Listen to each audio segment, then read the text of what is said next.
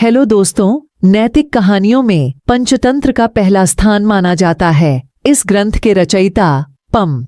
विष्णु शर्मा है। पंचतंत्र को 5 तंत्रों भागों में बांटा गया है।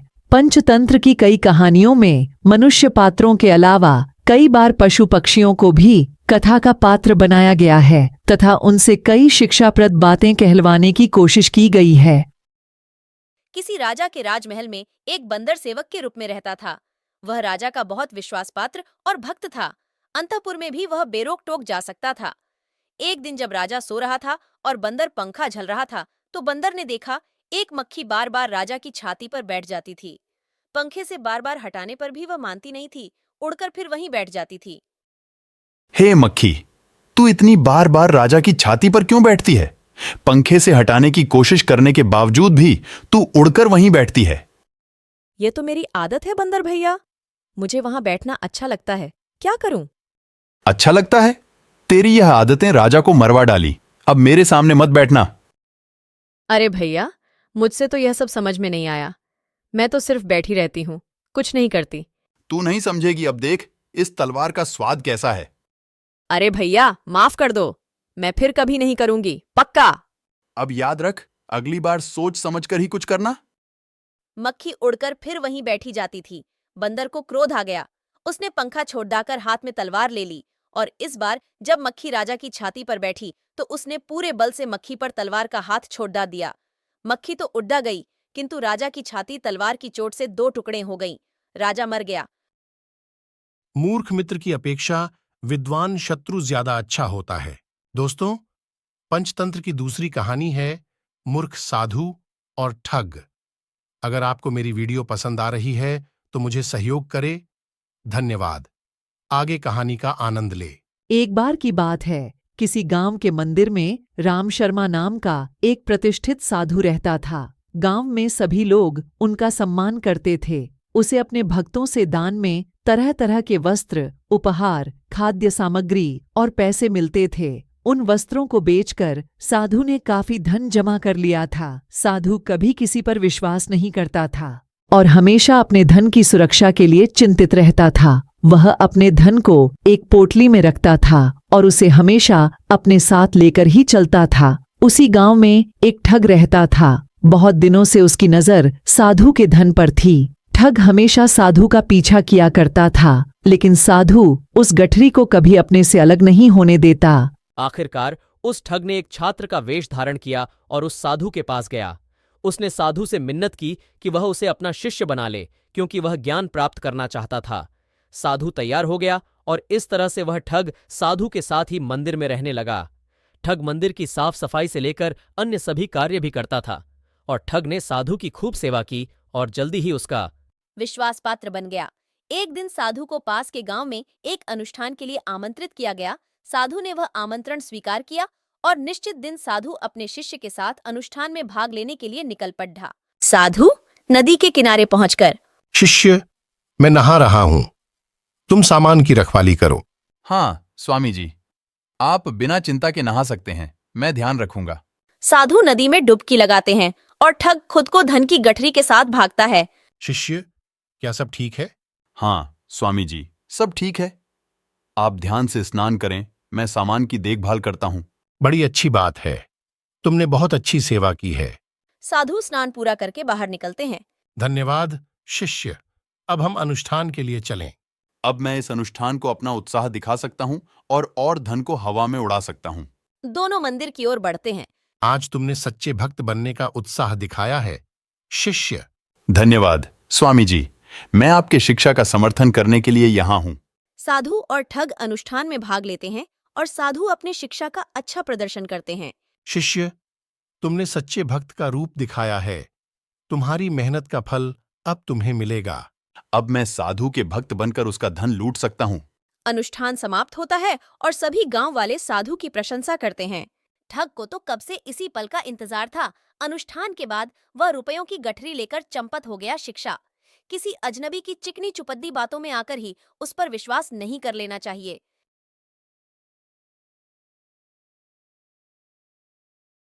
बहुत समय पहले की बात है। एक राज्य में जंगल के निकट 2 राजाओं के बीच घोर युद्ध हुआ। एक जीता दूसरा हारा। सेनाएं अपने नगरों को लौट गईं। बस सेना का एक ढोल पीछे रह गया। उस ढोल को बजा बजा कर सेना के साथ गए भाट व चारण रात को वीरता की कहानियां सुनाते थे।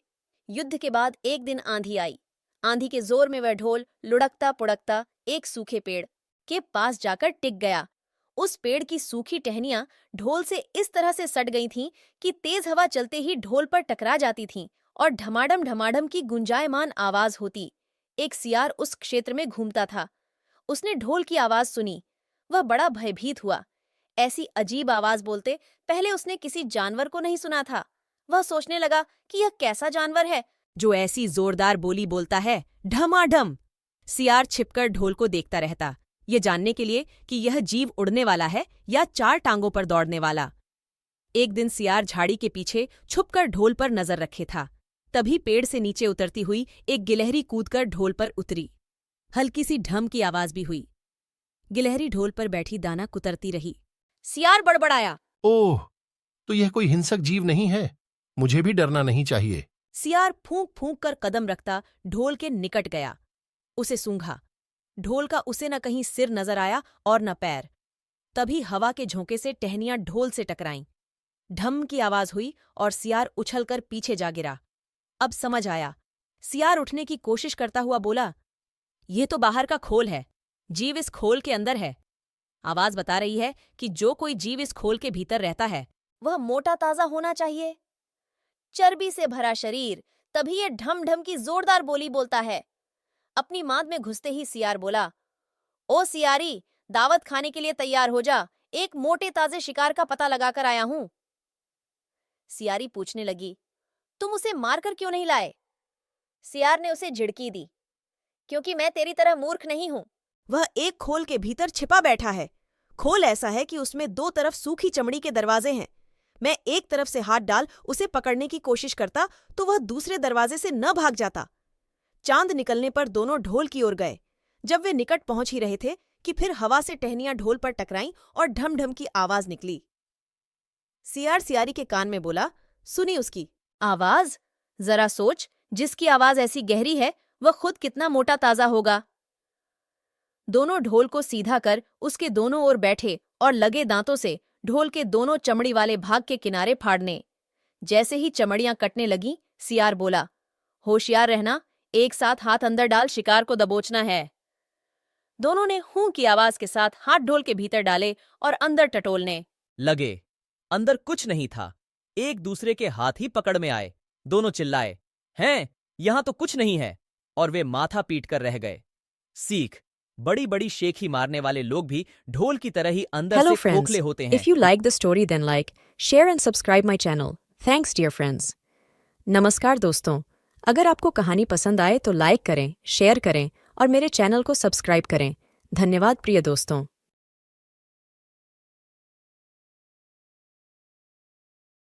हेलो दोस्तों, पंतंत्र की सीरीज की चौथी कहानी है तीन मछली। आप सभी मेरा सहयोग करें, मेरा चैनल सब्सक्राइब करें। आशा करती हूँ मेरी सभी कहानियाँ आप लोगों को बहुत अच्छी लग रही होगी। धन्यवाद। बात बहुत पुरानी है। एक नदी के किनारे, उसी नदी से जुद्दा, एक बद्धा जलाशय था। जलाशय में पानी गहरा होता है, इसलिए उसमें काई तथा मछलियों का प्रिय भोजन जलीय सूक्ष्म पौधे उगते हैं। ऐसे स्थान मछलियों को बहुत रास आते हैं। उस जलाशय में भी नदी से बहुत सी मछलियां आकर रहती थीं। अंडे देने के लिए तो सभी मछलियां उस जलाशय में आती थीं। वह जलाशय लंबी घास व झादियों द्वारा घिरा होने के कारण आसानी से नजर नहीं आता था। उसी में 3 मछलियों का झुंड रहता था। उनके स्वभाव भिन्न थे। अन्ना संकट आने के लक्षण मिलते ही संकट टालने का उपाय करने में विश्वास रखती थी। प्रत्यु कहती थी कि संकट आने पर ही उससे बचने का यत्न करो। यद्दी का सोचना था कि संकट को टालने या उससे बचने की बात बेकार हैं, करने कराने से कुछ नहीं होता।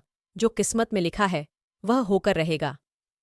एक दिन शाम को मछुआरे नदी में मछलियां पकड़ धाचकर घर जा रहे थे। बहुत कम मछलियां उनके जालों में फंसी थीं, अतः उनके चेहरे उदास थे। तभी उन्हें झादियों के ऊपर मछलीखोर पक्षियों का झुंड जाता दिखाई दिया। सबकी चोंच में मछलियां दबी थीं। वे चौंके। एक ने अनुमान लगाया, दोस्तों, लगता है झादियों के पीछे नदी से जुद्धा जलाशय हैं, जहां इतनी सारी मछलियां पल रही हैं।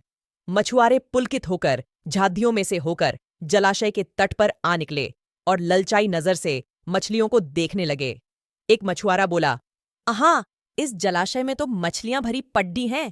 आज तक हमें इसका पता ही नहीं लगा। यहां हमें ढेर सारी मछलियां भरी पड़ी हैं।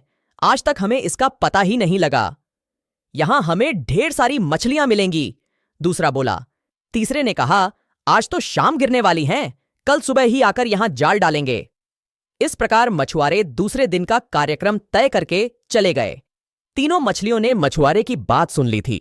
अन्ना मछली ने कहा, साथियों, तुमने मछुआरे की बात सुन ली? अन्ना मछली ने कहा, साथियों, तुमने मछुआरे की बात सुन ली। अब हमारा यहां रहना खतरे से खाली नहीं है। खतरे की सूचना हमें मिल गई है। समय रहते अपनी जान बचाने का उपाय करना चाहिए। मैं तो अभी ही इस जलाशय को छोड़कर नहर के रास्ते नदी में जा रही हूं। उसके बाद मछुआरे सुबह आए, जाल फेंके मेरी बला से। तब तक मैं तो बहुत दूर अटखेलियां कर रही हूं। तभी उसे याद आया कि उस जलाशय में काफी दिनों से एक मरे हुए ऊदबिलाव की लाश तैरती रही है। वह उसके बचाव के काम आ सकती है। जल्दी ही उसे वह लाश मिल गई। लाश सडीडीएचने लगी थी। प्रत्यु लाश के पेट में घुस गई और सडीईती लाश केईओ अपने ऊपर लपेटकर बाहर निकली। कुछ ही देर में मछुआरे के जाल में प्रत्यु फंस गई। मछुआरे ने अपना जाल खींचा और मछलियों को किनारे पर जाल से उलट दिया। का भभका लगा तो मछलियों को देखने लगा। उसने निश्चल पद्धति प्रत्यु को उठाया और सूंघा। आख, यह तो कई दिनों की मरी मछली हैं। सड्ढ चुकी हैं। ऐसे बड्ढ कर बुरा सा मुंह बनाकर उस मछुआरे ने प्रत्यु को जलाशय में फेंक दिया। प्रत्यु अपनी बुद्धि का प्रयोग कर संकट से बच निकलने में सफल हो गई थी। पानी में गिरते ही उसने गोता लगा, किनारे पर जाल से उलट दिया। का भभका लगा तो मछलियों को देखने लगा। उसने निश्चल पद्धति प्रत्यु को उठाया और सूंघा। आख, यह तो कई दिनों की मरी मछली हैं। सड्ढ चुकी हैं। ऐसे बड्ढ कर बुरा सा मुंह बनाकर उस मछुआरे ने प्रत्यु को जलाशय में फेंक दिया। प्रत्यु अपनी बुद्धि का प्रयोग कर संकट से बच निकलने में सफल हो गई थी। पानी में गिरते ही उसने गोता लगाया और सुरक्षित गहराई में पहुंचकर जान की खैर मनाई। यदि भी दूसरे मछुआरे के जाल में फंस गई थी और एक टोकरे में डाल दी गई थी। भाग्य के भरोसे बैठी रहने वाली यद्दी ने उसी टोकरी में अन्य मछलियों की तरह तड्ढप कर प्राण त्याग दिए। यदि भी दूसरे मछुआरे के जाल में फंस गई थी और एक टोकरे में डाल दी गई थी। भाग्य के भरोसे बैठी रहने वाली यद्दी ने उसी टोकरी में अन्य मछलियों की तरह तरपदप कर प्राण त्याग दिए। सीख, भाग्य भी उन्हीं का साथ देता है जो कर्म में विश्वास रखते हैं और कर्म को प्रधान मानते हैं। भाग्य के भरोसे हाथ पर हाथ रखकर बैठे रहने वाले का विनाश निश्चित है।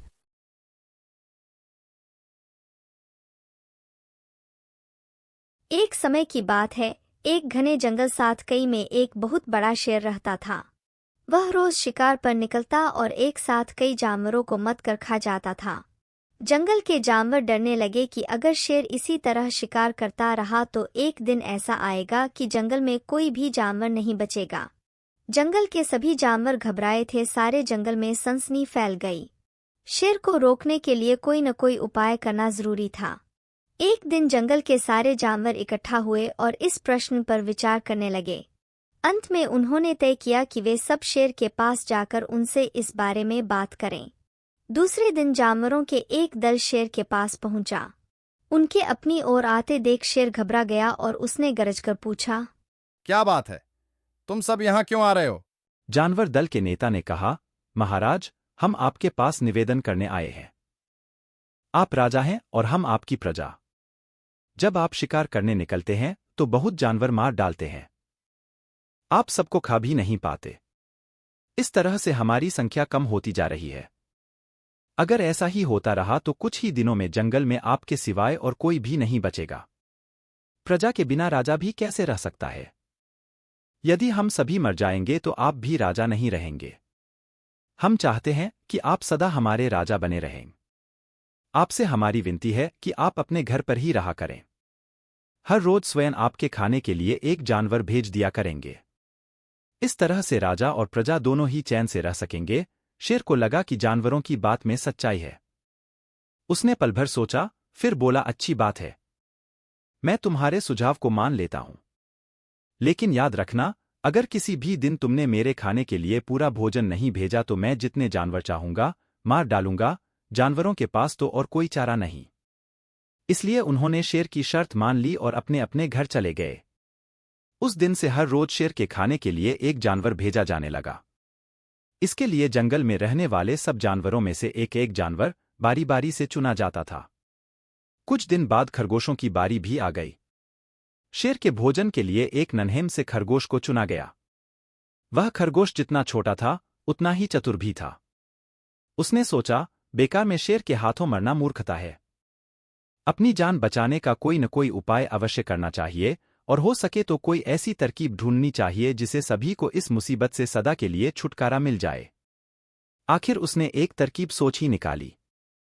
खरगोश धीरे धीरे आराम से शेर के घर की ओर चल पड़ा। जब वह शेर के पास पहुंचा तो बहुत देर हो चुकी थी। भूख के मारे शेर का बुरा हाल हो रहा था। जब उसने सिर्फ एक छोटे से खरगोश को अपनी ओर आते देखा तो गुस्से से बौखला उठा और गरजकर बोला, किसने तुम्हें भेजा है? एक तो पिद्दी जैसे हो, दूसरे इतनी देर से आ रहे हो। जिन बेवकूफों ने तुम्हें भेजा है मैं उन सबको ठीक करूंगा। एक एक का काम तमाम न किया तो मेरा नाम भी शेर नहीं।